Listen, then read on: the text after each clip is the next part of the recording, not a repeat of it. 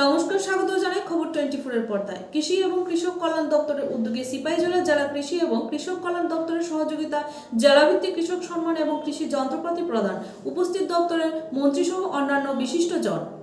আজ অর্থাৎ শুক্রবার সিপাহীজলা জেলার সদর বিশ্রামগঞ্জ এর শচীন দেববর্মা স্মৃতিকলা কেন্দ্রে একটি অনুষ্ঠানের সূচনা করেন কৃষিমন্ত্রী রতনলাল নাথ। মন্ত্রী রতনলাল নাথ ছাড়াও এই অনুষ্ঠানের উপস্থিত ছিলেন সিপাহীজলা জেলা পরিষদের সভাপতি সুপ্রিয়া দাস দত্ত, সিপাহীজলা জেলা পরিষদের সহসভাপতি পিন্টু আইচ, রাজ্য কৃষি দপ্তরের অধিকর্তা শরদিন্দু দাস, উদ্যান দপ্তরের অধিকর্তা ফণীভূষণ জমাতিয়া, সিপাহীজলা জেলার মাননীয় জেলাশাসক ডক্টর নাগেশ কুমার বি প্রমুখ।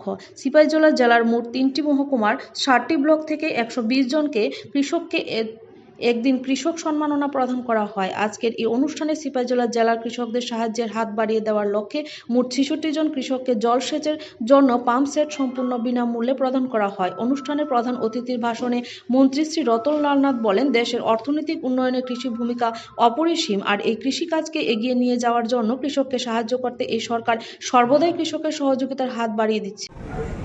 আমরা পূজা করি আমাদের ল্যান্ডকে, এই জন্যে একমাত্র বর্তমান কেন্দ্রে যে সরকার রয়েছে, রাজ্যে যে সরকার রয়েছে, আমরা মাতৃভূমিকে সবচেয়ে বেশি গুরুত্ব দেই, প্রকৃতিকে সবচেয়ে বেশি গুরুত্ব দেই, এবং আমরা দেশকে বলি মাদারল্যান্ড।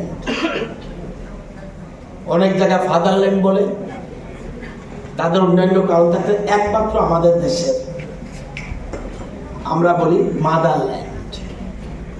এবং দেখবেন ভারত মাতার যে একটা ছবি আছে, এটা কে এঁকেছে? বিশ্বকবি রবীন্দ্রনাথ ঠাকুর। আমার দেশটা আমরা সবসময় মাতৃভূমিকে শ্রদ্ধা করি, সম্মান করি। তো আজকে দেশের অর্থনৈতিক উন্নয়নে সবচেয়ে কৃষির ভূমিকা অপরিসীম।